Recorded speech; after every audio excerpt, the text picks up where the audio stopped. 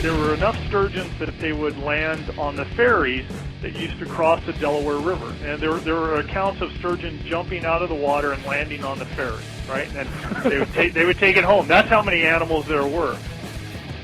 This episode is brought to you by Rad Dudes Who Love Nature. You are listening to Urban Wildlife Podcast! Welcome back to the second to last Urban Wildlife Podcast episode of Season 1. Yes. I don't know exactly what that means. It means that we got one more in the hopper after this. This is the last one we're taping, and we've been saving a special extra loose episode on the Pier 53 skinks for the end. The interviews are not coming out in chronological order as we recorded them. They have not been. And our skill at doing interviews and talking understandably, intelligibly, isn't necessarily consistent with the chronology of the episodes. So in the time that we will have between the next episode, between the next season, yes, we will be refining our use of our recording equipment. We just got a new piece for that. We might invest in some mics to up our professionalism. And right now, though, hey, who am I? I'm Billy Brown, and I'm Tony Crosdale. And we have Robin Irizarry. Robin, talk a little bit about yourself. Who are you? I'm Robin Irizarry. I work with the Tacony-Frankford Watershed Partnership. So if you're not familiar with that creek, is the creek so nice they named it thrice? That's what I like to say. I may be the only person that says that, but that's sounds the like case. A bumper sticker to me. Yeah, you know, bumper sticker in the making. You need a really long bumper, especially for the name itself. Yeah. So I'm the Philadelphia Watershed Coordinator for the TTF, which we can just call it from now on. And I work primarily in the city portion of our watershed with my colleague Dorian De Angel, and we work primarily in Tacony Creek Park. We do a lot of education and outreach in the community about urban stormwater, why it's important. So there's a lot of great Green City Clean Water stuff happening in our watershed. It's a very urbanized watershed. Most of our tributaries to our creek are buried underground in sewers. That happened a long time ago. Yeah. We're in a combined sewer overflow scenario where we get sometimes sewage combining with stormwater during heavy rain events, so it's important people understand. And so, as briefly as you can, this is a problem that afflicts a lot of older cities. So, what does that mean? The city decided to, back in the earlier mid-1900s, they decided to put all of the smaller creeks and tributaries to turn them into sewers because there was a lot of problems with disease and stuff was polluted. Basically, the same pipes that your toilets flush into is where the rain that's landing on the streets is ending up. When we have a really heavy rain, that stuff can actually overflow the system, overload it, max it out, and discharge sewage into our creek, which obviously you don't want raw sewage going into a creek. It's bad news for the fish and everything else living down there. Bad news for the kids who want to go swimming in it.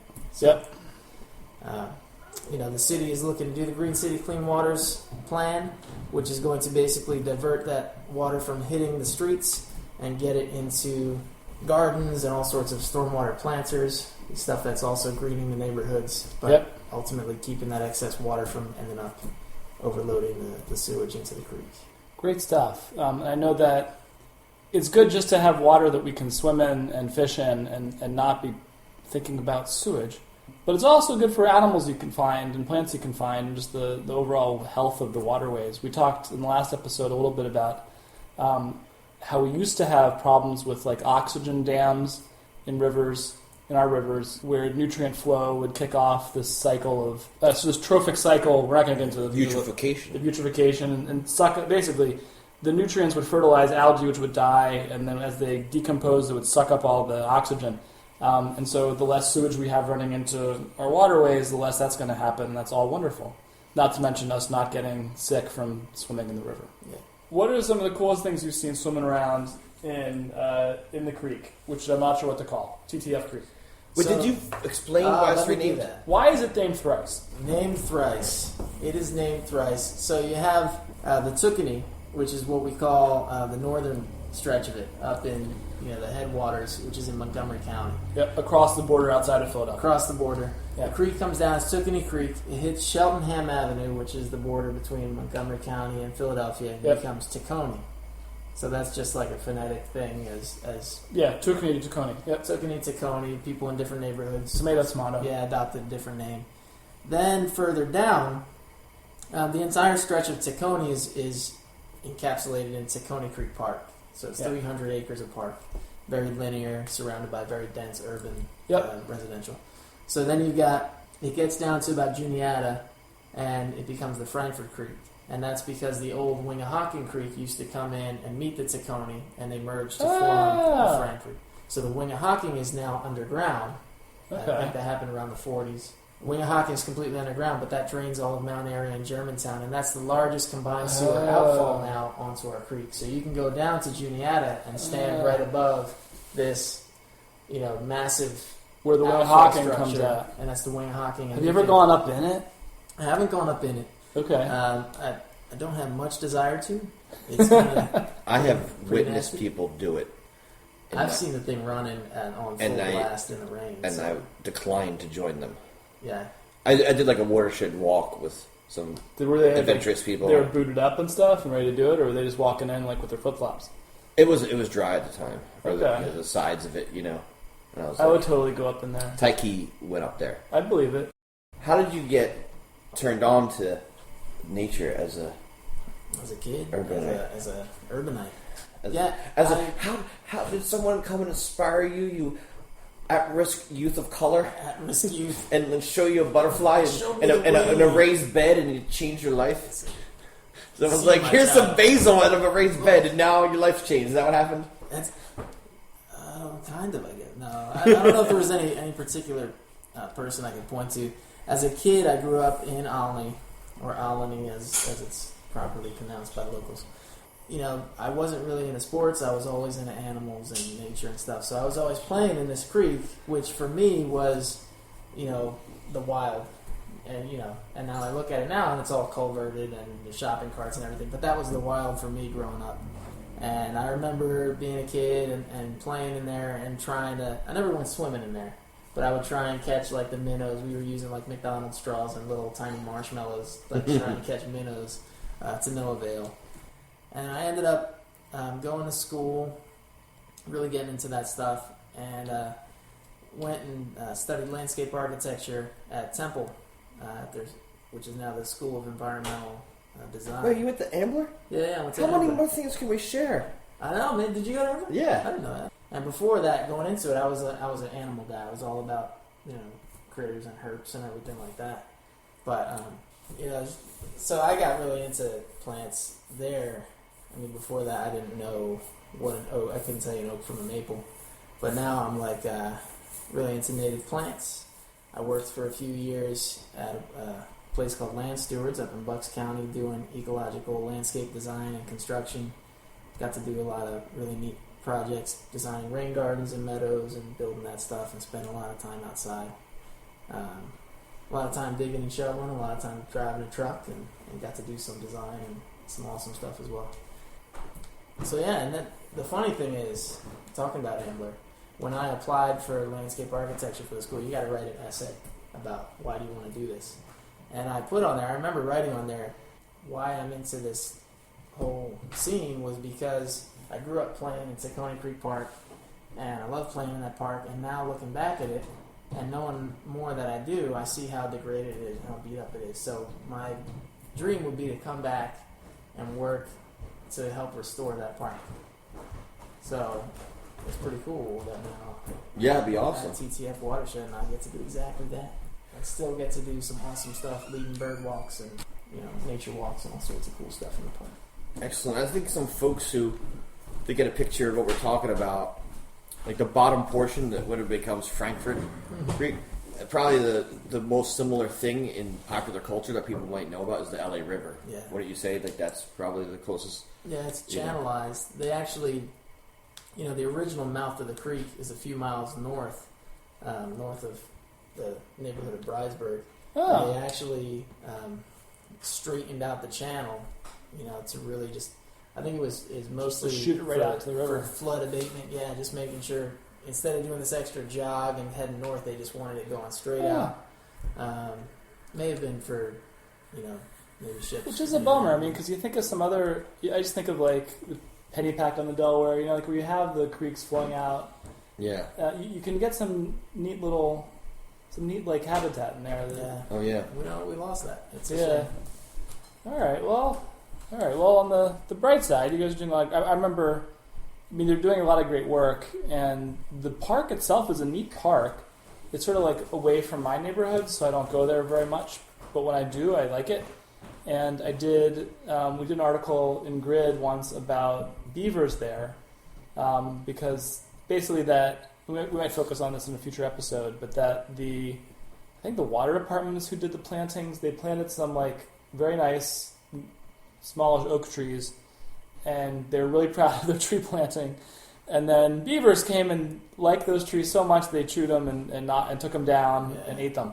And so I talked to a very frustrated guy from the water department because he probably went through a lot of trouble to get the funding and arrange all of it and get the trees put in. And then it wasn't like even some kids from the neighborhood. It was like a wild animal came in and like decided that their environmental enhancement was too tasty to leave there.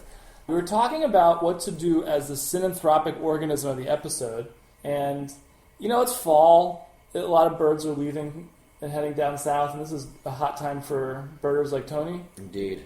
And if I can call myself a bird, And Robin, sorry. I like the birds. For someone who's like barely a birder like me, I have a lot of fun with the really common stuff that I can see. I know, but birders will do that too. But I know this with people who get into herping also. I'll say, like, when you're like doing this all the time and like you see another garter snake, you're like, oh great, another garter snake. But people who aren't used to seeing snakes are like, hey, that's really gorgeous. It's a really pretty snake. I feel that way also with chimney swifts. I just think they're a blast to watch. They're super fast. They're super agile. I love how they chatter all the time. And you can see them like overhead in Philadelphia from like, when do they show up? End of April. End of April, like well into October. I've seen them further into October than I would think. So you see them for a solid 6 or 7 months. You look up wherever you are in Philadelphia, like there are chimney swifts zipping around, and we're right about when they depart. And it's a neat bird because you think of just the name of it, like it's not like, I don't know, northern swift or something like that, which is vague. But it's like chimney swift. It's obviously something that lives with people. And I think the history of them is basically they probably before European colonization they lived in old hollow trees. And now though our continent is full of chimneys from a chimney swift's perspective, in old buildings, and so they sort of just switched habitat or switched nesting habitat and roosting habitat, I guess, to chimneys. And where do they go? To the northern Amazon. The northern Amazon, jeez. Yeah, there's actually an interesting story that I heard, and I'm going to just full disclosure. This story is purely hearsay.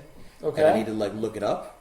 And kind of like the Nazi raccoons. Yeah. So the rumor that I heard was that people didn't know where chimney swifts wintered, and a story that I was told that some indigenous folks in like the northern Amazon, where it starts to get a little bit more hilly, like the foothills in the Andes, but it's still like Amazon. Yeah.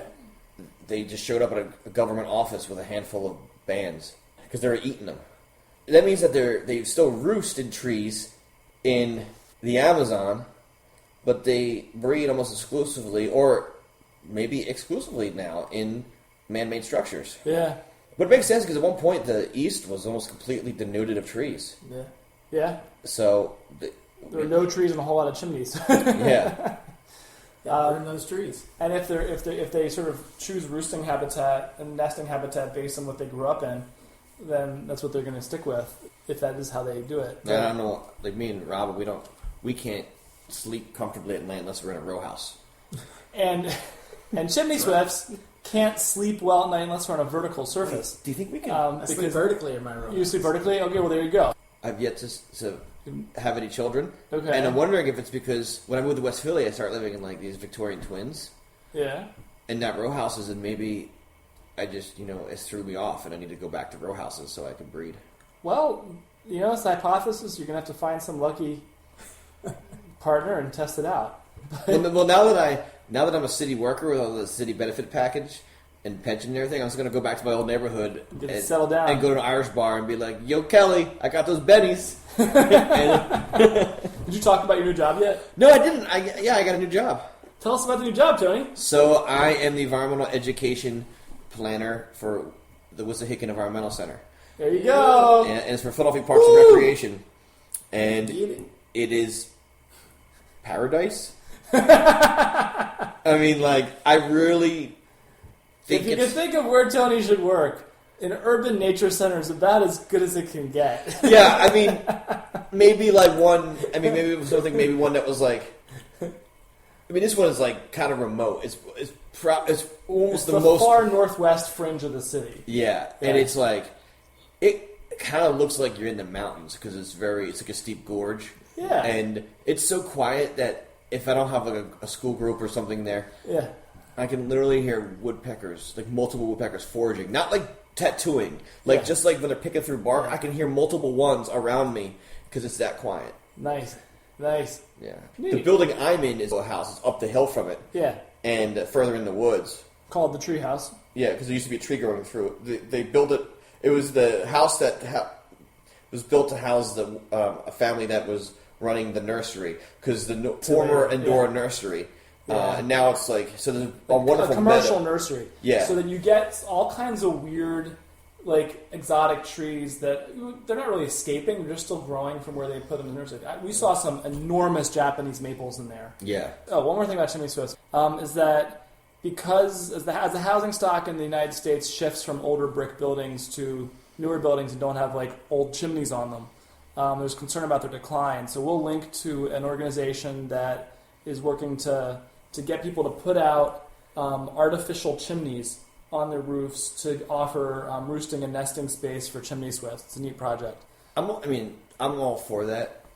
That's fine with, and that's cool. Yeah. I'm into that. But here's the thing that kind of interests me, or A question in your mind. oh yeah, here's a question that brings up to me is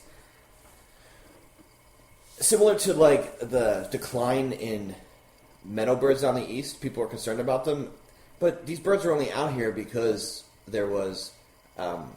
People made farmland, and the farmland went. There was a period of time when people stopped farming, and the farm went fallow. So were they artificially common, is what you're saying? Right, and chimney swifts, again, they're kind of artificially common.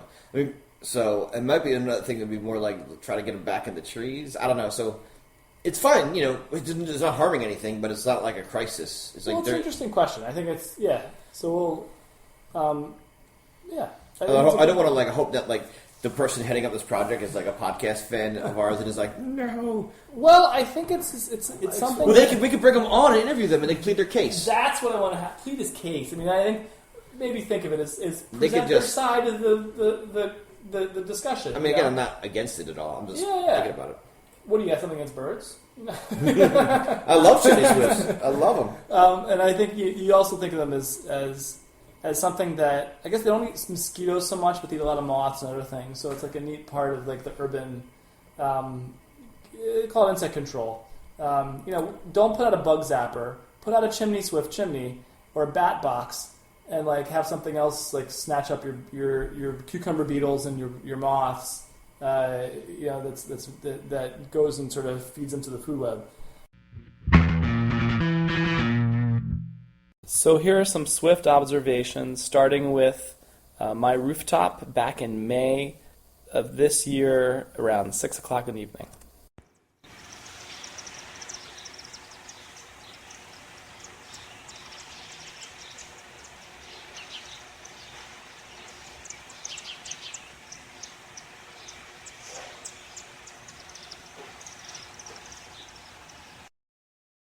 So I'm on my herping vacation.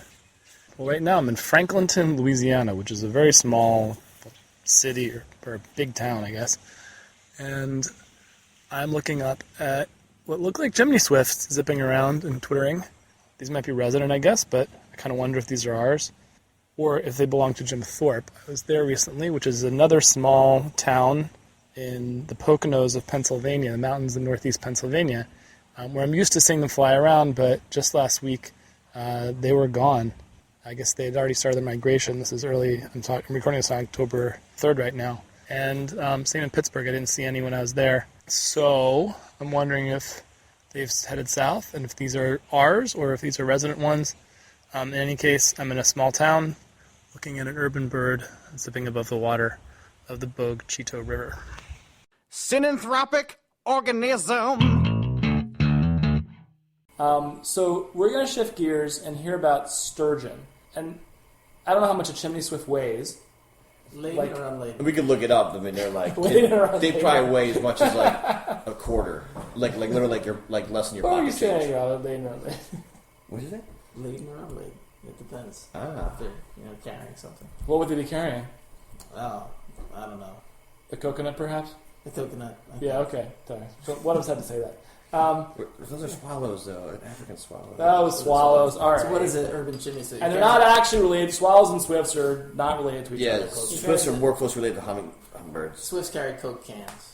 There you That's go. the analog for coconuts. The hood. So they don't weigh much. Sturgeon, however, as we'll hear from one of our guys coming up, are absolutely massive. And so I think the thing to think about is that, when we think of urban wildlife for the most part, most things are small that live above ground in cities, or even in the ground per se as cities. I mean, like the biggest thing you've got is some places you got mountain lions wandering in, and maybe some black bears in the suburbs. But really, what you've got is like the biggest you get is a coyote, which is like 30 pounds. Or deer. Okay, how big is a deer? 150. 150. Okay, so about human size, or about human size. Whereas once you get into the water, you can have stuff that's a lot bigger. I mean, occasionally we'll have like whales swimming up into the tidal portion of the Delaware, but historically, and less so today, but historically, I mean, every major city on the northern hemisphere that sat on a river, which is pretty much every major city in the northern hemisphere had sturgeon swimming in its waters when they went to nest. And so these puppies I was sort of looking this up before we started. We've got, like, at the Pacific Northwest, we've got white sturgeon that get maximum size of around 1,800 pounds and 20 feet long. And we'll hear about the Atlantic soon. But then you got beluga, which historically, and they're more restricted today, but these are fish of the Danube River, one of the great rivers of Europe with lots of major important cities like Budapest on it. And so these are fish that the largest record one we're looking at as about 3,400 pounds and 24 feet. So, even if they're much smaller today and they're, more in the, 1 ton range, or hundreds of pounds. Or even like 800 pounds for a small one, smallish adult one, I guess. These are massive animals that are swimming around right next to our cities. And we don't know about them because A, they're underwater, B, they're mostly fished out. And so it's sort of a sad story that way, but let's hear some pieces. And first we're going to listen to the thing that kicked off this whole thing. There's an article in our Philadelphia newspaper, The Inquirer, about a dude who they had trouble tracking down, but just a picture surfaced of a guy who had caught a short-nosed sturgeon. This is a smaller species, but a short-nosed sturgeon in the Schuylkill River, which is a smaller, not a small river, but a smaller river tributary of the Delaware, where they hadn't been seen before, and says nice things about the health of them. So let's listen to Joe Perillo talking about that. Joe Perillo, I'm an aquatic biologist for Philadelphia Water Department. Okay, and so you were just saying you met the dude who caught the short-nosed sturgeon. Yes, so we were, it's been, 4 weeks now, and the article ran in the Philly Inquirer, and the guy's nowhere to be found. Unnamed. I thought he didn't want to be found at this point. Right, so this was like a picture that was up in a bait shop, basically. No, I think the guy walked into the bait shop with a picture on his phone. Oh, okay. And he's showing people in the bait shop, and there's another fisherman in there that's just kind of like looking over his shoulder. Oh, what do you got there? So kind of breaks apart. The other fisherman calls the fish commission. He's like, "Yeah, I was in Bob's Bait, and I had a picture of a sturgeon. They didn't know whether it was Atlantic or short nose. Guy from Fish Commission called Bob's, and Bob was like, "Yeah, I know the guy. Blah blah blah." Got him the picture, confirmed it was a short nose, but apparently didn't have the guy's name. So when Sandy Bowers went to write the article for the Inquirer, they were like, they contacted everybody. The guy at the Fish Commission, the guy at Bob's Bait. They called us. No one could find the angler. So it was like we waited a couple days. I called to Bob's, and then we were doing the fall cleanup at the fish ladder this morning, and guys were fishing because it was a warmer day. There was half a dozen guys up on the wall fishing for walleye, hybrid stripers.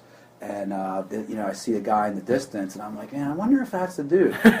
And one of the other maintenance guys, he was a Puerto Rican guy that works on the crew. He recognized another guy, and they start talking, and then 10 minutes later, he comes walking up, and he's like, yeah, I'm the guy that caught the sturgeon. So it's kind of weird how things happen like that. Well, I guess if he fishes there, he's going to be back, Yeah. That's cool. So put it in context, are these fish that hey, they're there a lot, but people don't see them often, so that when they do, it's kind of crazy? Or is it really a special thing that this guy caught that fish? Yeah, I mean, we searched the archives, and as far as I know, there's no modern day era photographs of sturgeon. Like, you came in here and mentioned, oh, you guys have awesome photos of all this historical waterway stuff in Philadelphia. There's not one sturgeon in the Schuylkill River in, any of the archives, so, that represents almost the only picture. But you guys don't see, when you're sampling, you don't see these guys, the sturgeon and the Schuylkill? Correct. We do not see them. You don't see them on the fish ladder, no, either species? No. So both species of sturgeon are really rare in the Schuylkill? Yes. How about the Delaware? On the Delaware, short nose have become present. You have kind of rare, present, common, abundant. The short nose are not as rare anymore. They're considered... they're not common, but they're present. Okay. Right. And their numbers are expanding and their range is expanding. Up around Trenton, there's a certain time of year you can actually walk on one of the bridges and see short-nosed sturgeon grouped up. The big females, 2 females with maybe 7 males around, and they move around. And so in the main stem of the Delaware, the range of short-nose has been expanding. They're more common than the Atlantics. Okay. Atlantic sturgeons are starting to make a bit of a comeback, but we don't see them in the numbers that you find the short nose. Okay, but neither species tends to come up the Schuylkill. Our sampling methodology is mostly daytime boat electrofishing, and the way you're going to get a sturgeon more likely is gill netting, fishing, being deeper in the channel. When we're electrofishing, you're basically, you're covering an area depending on the conductivity, maybe 10 to 12 feet deep is about how deep you're working. And sturgeon's typically found more in a deeper channel spot. So the way we're sampling wouldn't necessarily be an optimal way. Like if you were out studying sturgeon, you would put gill nets in. Okay. And so sturgeon, just for those who aren't familiar with them, I think people might just know about them because of caviar. But what are they? Where did they live? I mean, are they in the rivers all the time, or are they coming in and out certain times of year? Yeah, the short-nosed sturgeon stay mostly in freshwater systems, whereas the Atlantic sturgeons will range out in the saltwater, up to Canada and Labrador, and further down, off the Carolinas in the summer or in the winter time. So they'll kind of follow the temperature gradient along the coast, and then they'll enter the freshwater systems when it's time to reproduce. Short nose will kind of travel within the system. They might go further down in the kind of slightly brackish water, but they're mostly sticking in the freshwater part of the system, typically around the head of tide. So if you're thinking about the Schuylkill, East Falls, above Fairmount Dam, at Falls Bridge would have been, before the dams were built, that would have been an area of a steep drop in gradient around Falls Bridge. You'd picture massive boulders, big rapids, and kind of like the fall, like you see up in Trenton with the falls of the Delaware. Yeah. So as a possibility, we don't really have that habitat type anymore because it's basically drowned by the presence of an impoundment in Fairmount Dam. So there's a little bit of resemblance of it below Fairmount. There's a lot of bedrock. at low tide, you really have rushing water, Yeah. and it kind of resembles something that they might be used to a little bit more. Joe is a sturgeon surgeon. Joe is a sturgeon surgeon. The sighting of that short-nosed sturgeon, like, no pun intended, made waves around like the Philadelphia environmental world, where everybody's like, "Ooh, look at that!" I think Robin, I'll hear your thoughts on this, but like when you're working in environmental stuff around Philadelphia, you're fighting the idea that our waters are filthy. Yeah. Yeah, we have, a surprising number of fish in our creek. People are always amazed when they see how many fish. Now, these are pretty pollution tolerant fish. Yeah. But, it seems like the trend is we're starting to see more diversity in all the rivers, in Philly. The bigger, the Schuylkill, certainly you're starting to see it bump up in diversity. We're hoping, as, the city starts to get a hold on some of this, Green City Clean Water stuff, that starts to, really that improve itself in our creek as well. And also, to an extent, we don't have control over some of it. I think most of the pollution in the Schuylkill is coming from upstream. Why didn't the free market fix the acid mine drainage? Yeah, I know. Wait, people made a lot of profit of. And backs up one of our favorite pieces of or one of our favorite laws, Clean Water Act. Indeed, yeah, Endangered Species Act. These are rules that we're not an environmental policy show, but I think we can stop and say that we're really happy we have these laws, like the ESA, the Clean Water Act, that have really transformed our environment in general, our waterways especially. Right on. Go government. Damn it. Indeed, no, not a bureaucrat. What am I? I'm a civil servant now. You're a civil servant. That's right. I'm a civil servant and a bureaucrat, so there you go. Yeah, people are like, you're an anarchist I'll own working both for the those government. terms. I say it to you all the time. I like to think that I'm working for the people. All right. The story about the short-nosed sturgeon got me thinking about bigger sturgeon also. And so I tracked down, this is for a good article I wrote, but I taped it also. I tracked down a sturgeon researcher named Dwayne Fox, and we're going to hear from him right now. My name is Dwayne Fox with Delaware State University, Associate Professor of Fisheries. We're fortunate that we have two species here in the Delaware, short-nosed sturgeon and Atlantic sturgeon. The short-nosed sturgeon primarily live their entire life in the river and the upper part of the estuary. Essentially, they spawn up around the Trenton area, and then they'll come as far downriver as the upper bay, maybe around just to get below the C&D Canal, maybe around where the nuclear power plant is. Short-nosed sturgeon get to be about 5 feet long and can live to be about 65, 70 years of age. The maximum size is probably somewhere, like I said, about 5 feet long and probably around 60 pounds would be a really big one. Atlantic sturgeon, on the other hand, are very similar. They have a life history that is similar to striped bass in that whereas short-nosed sturgeon remain in the river and the estuary and really don't go out to the ocean, Atlantic sturgeon are the wanderers, and these are very large animals. They don't reach sexual maturity until somewhere around 12 or 13 years of age, and they don't reach sexual maturity until they're about 5 to 7 feet long. Males at about 5 feet long, females at about 7 feet long.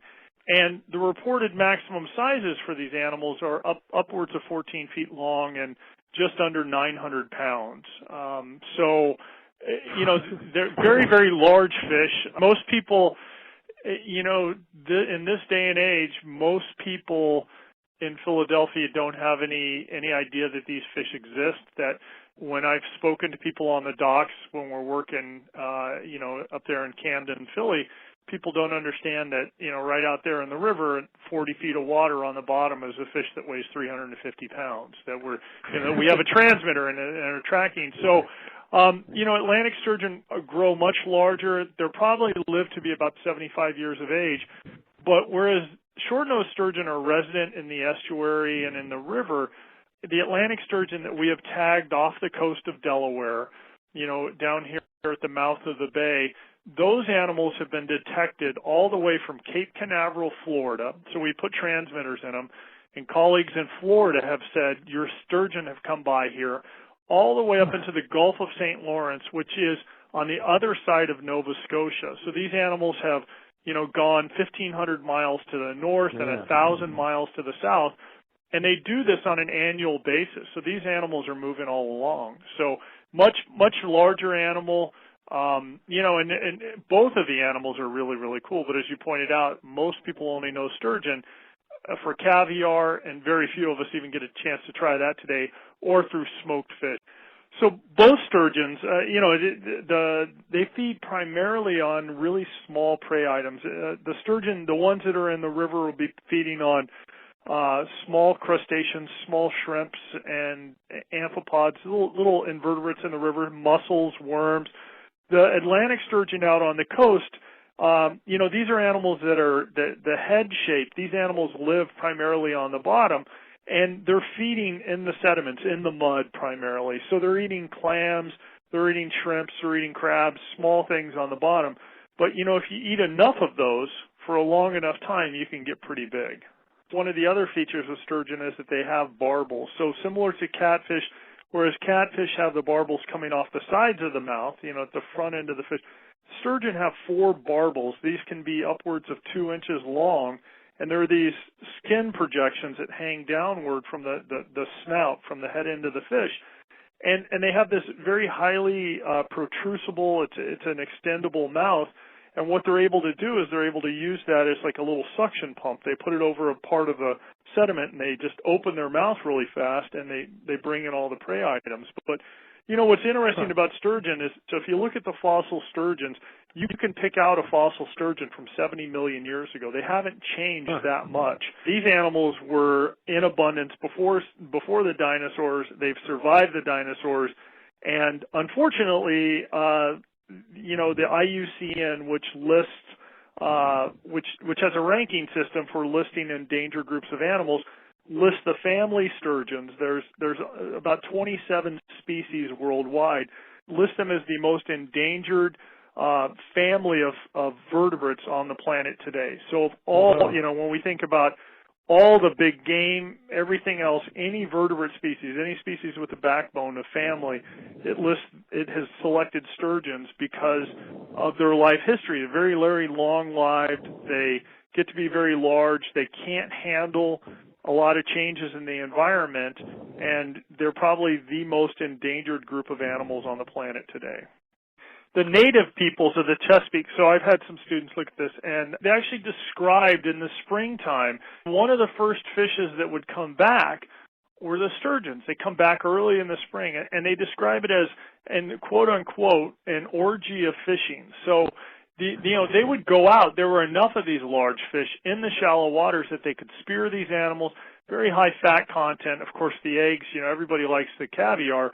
And so they actually supported the native peoples. And what's interesting is that for, approximately from the time our area was settled up until about the 1890s, for the most part, nobody did anything with sturgeons. Everybody did, they were there. People saw them. There were enough sturgeons that they would land on the ferries that used to cross the Delaware River. And there were accounts of sturgeon jumping out of the water and landing on the ferry, right? And they would take it home. That's how many animals there were. But in 1890, a German immigrant, his name was Henry Dalbo, had come down from New York. He tried to establish a fishery in New York, failed miserably. The tides were wrong, everything. Came down, and this was an immigrant. He understood the value of sturgeon. The local people in the Delaware Valley really didn't care for sturgeon. So Henry Dalbo came down. He established a fishery in the upper part, the lower bay, probably around the Wilmington, Delaware City area, down below the Delaware Memorial Bridge. And they had success. And this fishery took off eventually to the point that there was a city in southern New Jersey on the bay, which was known as Caviar, New Jersey. That city flourished. And for a period of time, for about 10 years, the Delaware River led the world in caviar production. It was greater than all European caviar production from about 1890 to the year 1900, 1906, somewhere, 10, 15-year period of time.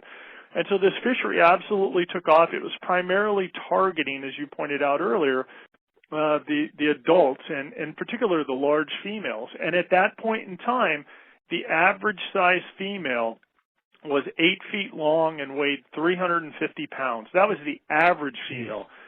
In the 10 years that I've been sampling, we've captured hundreds of sturgeon, I think probably 600 or 700 sturgeon, and the largest fish, we've caught 2 fish that are over 300 pounds.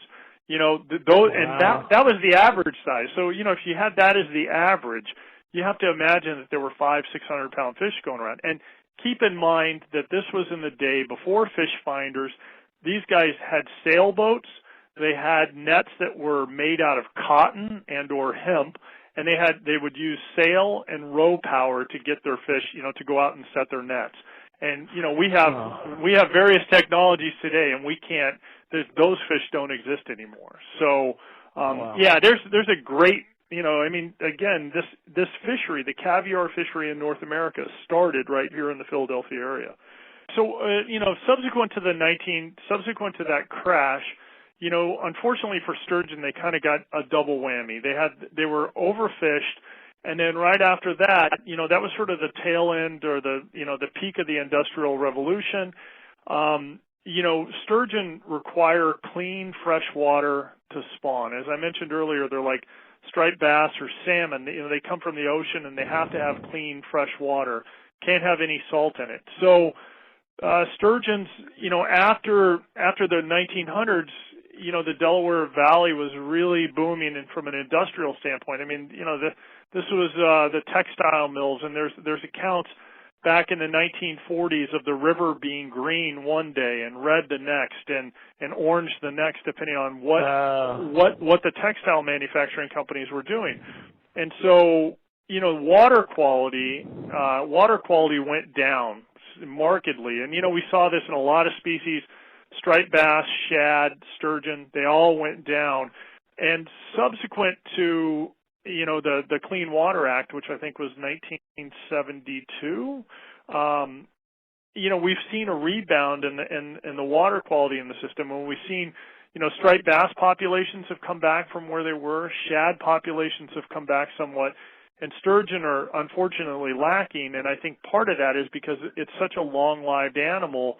It's going to take them a long time to rebound. Yeah, and coupled with that, historically, most people don't know that the Philadelphia or the Delaware River prior to dredging was about 14 to 18 feet deep, and now it's 40 feet deep, and they're going to be taking it to 45 feet deep. And by dredging the river, we have changed the system. It's much deeper. There's much more salt water in the system because salt water is heavier than fresh water. And we've changed the dynamics of the system to sort of shift it away from being a great sturgeon river. But that being said, one thing that your followers may not know is that the Delaware River is the longest undammed river on the East Coast. So the mighty D is what we call it. I think there's a lot of potential because we don't have dams. And if we don't have dams, there's still potential for recovery for these animals. Because of some of the lessons that we have learned with shad and salmon and striped bass from a genetic standpoint, that essentially we want to make sure that the animals that we're releasing in the environment, all these river systems, the Delaware has animals that are genetically distinct from the Hudson and from the James River that are adapted to these animals return every year. And so the federal government's stance on this, and I think there's evidence to support this now, is that if the habitat is there and there's a few animals there, let's let the animals take care of themselves. We're going to protect the habitats and allow the animals to recover. And I think it takes a little bit longer, and you don't get the immediate satisfaction, but at the end of the day, I think it's a better process to follow. If you look back at the original literature from the 1800s, the state of New Jersey actually published one of the first fishing regulations in the United States, and that fishing regulation specifically targeted small sturgeon. These were sturgeon under 3 feet long, and the legislation actually used the native word, which was mammoose, M-A-M-M-O-S-E. It's still on the books in New Jersey, I think, somewhere. But that legislation was put into effect to protect small sturgeon. It did nothing, did very little benefit to Atlantic sturgeon, because Atlantic sturgeon, are much, much larger than that when they mature. But the size limit probably protected short-nosed sturgeon. And as you pointed out, short-nosed sturgeon, they weren't really targeted for the fishery, but because they lived their life in the river, there were issues with water quality. And fortunately, as I mentioned with the passing of the Clean Water Act, we've seen a recovery in short-nosed sturgeon populations. And short-nosed sturgeon, which were listed, they're a charter member of the Endangered Species Act. They are the first fish that was listed under the Endangered Species Act as a short-nosed sturgeon. And population estimates in the Delaware River now place several thousand adults. So if it hasn't recovered, it's very close to recovering in the Delaware River at this point. And, one of the big things so we've seen recovery on short-nosed, we haven't seen that recovery on Atlantics, and that's probably because when these Atlantics leave our system and they go elsewhere, they're captured incidentally in commercial fishing nets and other things. And that's some of the stuff that we're trying to work on, out in the ocean front, working with commercial fishermen. But yeah, so I feel really fortunate we've got both of these species, and I think the future is bright. It's just going to take a little while. My lab has been working cooperatively with commercial fishermen in New Jersey to develop to modify some of the existing fishing tools and techniques that they use to minimize the encounters of sturgeon. So the fishermen know their gear, and they can tell you, if we change this net this way, we'll catch less sturgeon. And so we've actually been conducting trials of their nets. They come up with the designs, and we conduct the scientific studies of their nets, looking at catch rates of, the desired species that they want to catch, and then how many sturgeon they catch. And we've had some pretty good success in developing new technologies that hopefully we can get the federal government and the fishermen to adopt, that would decrease sturgeon encounters in the ocean, incidentally, because they're not, both of these species are protected under the Endangered Species Act, and we're trying to, trying to minimize those encounters. So we're back. I was trying to explain to Magnolia what a sturgeon, how big a sturgeon is, and I was trying to reference, she's like, well, how big is it? I'm like, well, it's like the length of your room, I didn't imagine, I never conceived that a bottom-feeding fish that's that massive would jump out of the water. That's awesome. Yeah, it's nuts. Phenomenal. And then they're sort of landing in ferries, but just still the size, I just can't get over the size of them. I mean, record 14 feet, 900 pounds. Again, when you look at the other, sturgeon that you see in other cities around the world, not just Atlantic sturgeon, that's not that big in the realm of sturgeons, and it's still an enormous animal. 900 pounds. That's Tony, how much do you weigh? About 270. So it's more than 3 Tonys. I'll fully disclose, this is coming from the vegetarian at the table, but the idea that people are going to kill a 75-year-old enormous, majestic animal that's 900 pounds for caviar is obscene to me. And it's it's not, they weren't fished out because people were starving. They were fished out because of a luxury good. It's like the snowy egret feathers for the hats. Yeah. Yeah, basically. I mean, or eating turtle soup, something that's not... Shark fins. Shark fins, right. There's something that's not swift nest, certain swifts. Bird nest soup, yeah. I mean, I'll say I think we beat up on the Chinese a lot for their weird things that they eat that drive species extinct. I mean, the bird nest soup, the shark fin stuff, a lot of turtles, the Asian turtle crisis right now. But this is one where it's firmly a European culture, Yeah. eating caviar as a delicacy. Honkies made the most abundant bird on Earth extinct for no good reason. Yeah. I don't want to live in a world without sturgeon. Yeah, I agree. And I would prefer to live in a Philadelphia with sturgeon right outside our city. You know, the only sturgeon I've ever seen was in Portland, Oregon. Speaking of urban wildlife and Yeah? sturgeon, Where'd you see it? we were salmon fishing and caught one and released it. Oh, yeah. Wow. How big? Well, 4 feet long. Okay.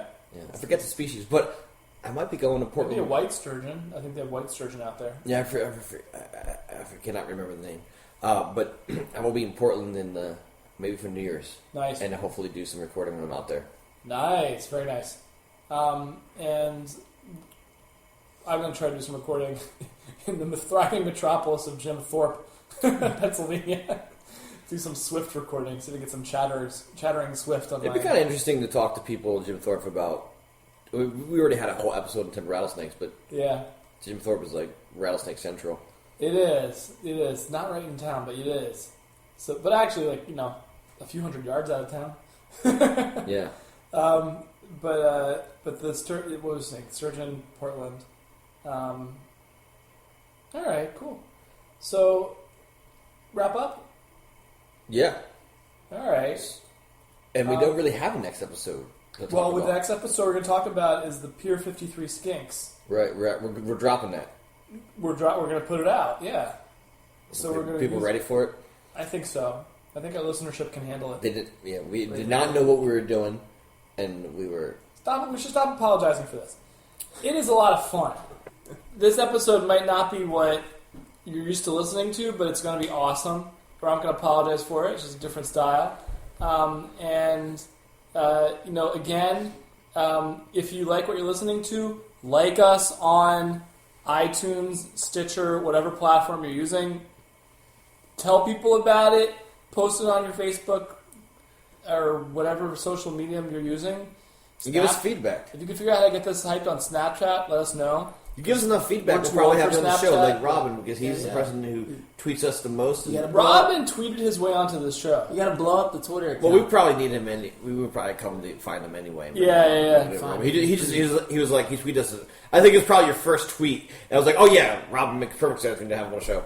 But Robin was the one who invented Herpin' to Hood. Herpin' to Hood. We got that. That's how we roll. That's exactly how we roll.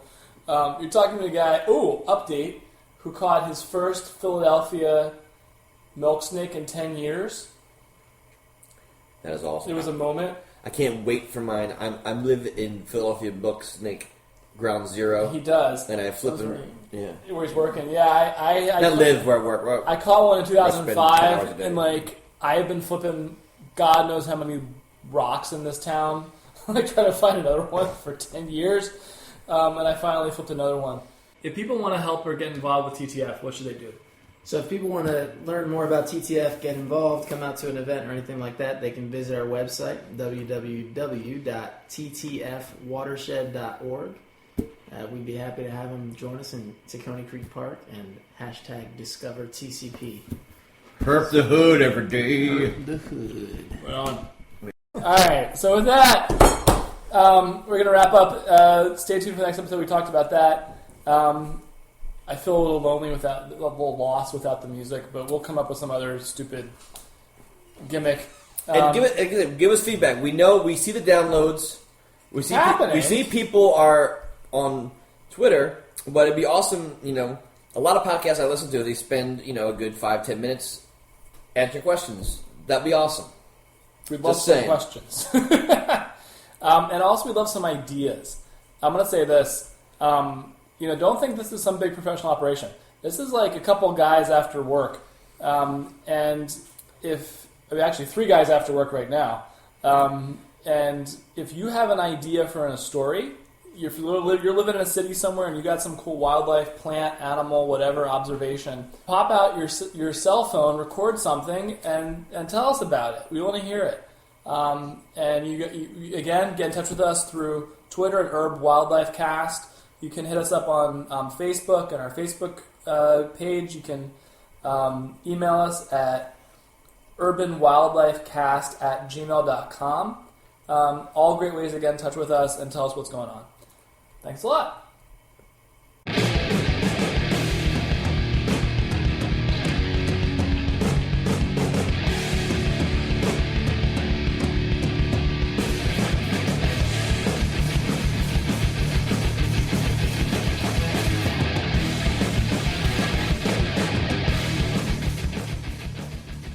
Yeah. So hey, anything we should keep an eye out for on the TTF side?